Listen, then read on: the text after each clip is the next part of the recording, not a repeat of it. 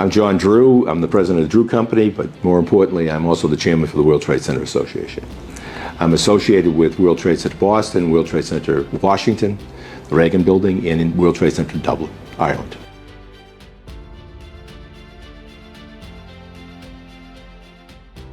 We were redeveloping a project in Boston on the waterfront, which is now the Boston Seaport.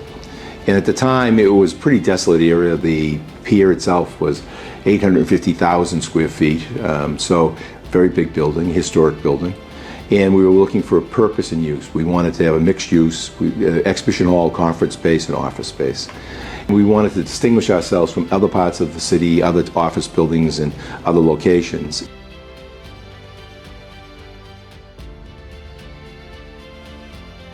I do think we have World Trade Centers that I've developed or we're managing that are iconic.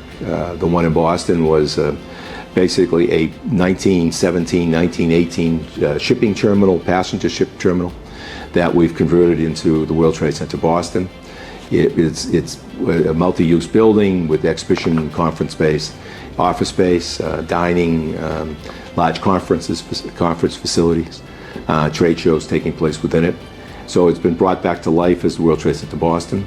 In Washington, we are manager for the federal government for the Ronald Reagan Building, which is the World Trade Center, Washington, D.C. That is 3.5 million square feet of space. It has federal offices. We also lease private offices there that house international companies.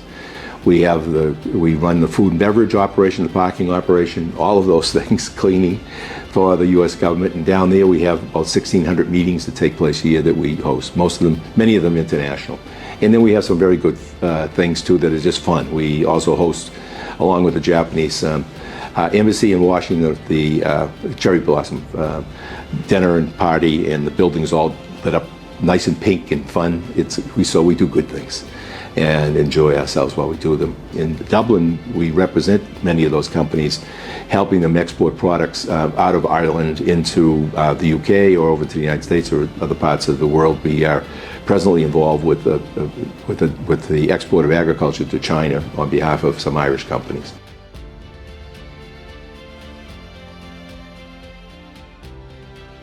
What drew me to the organization from a real estate perspective is the branding. The branding helped me, and it helped me in a number of ways.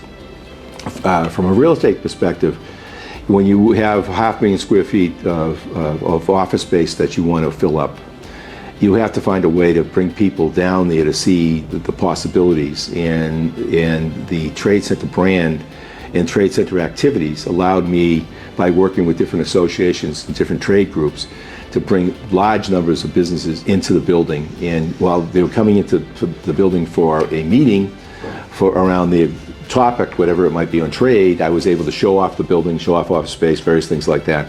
So it was a marketing campaign that was predicated on providing the space and the service for the meetings. So that gave us a very big leg up. The other part was that by being a World Trade Center, I was able to bring in delegations from other World Trade Centers, including trade groups. Again, notoriety, visibility, eyeballs watching your name and growing your importance in the city. World Trade Center Boston appeared many, many, many times, paid for by other groups who were meeting down there, who were putting stories in the papers, stories on television, stories on the radio, all of which helped my visibility.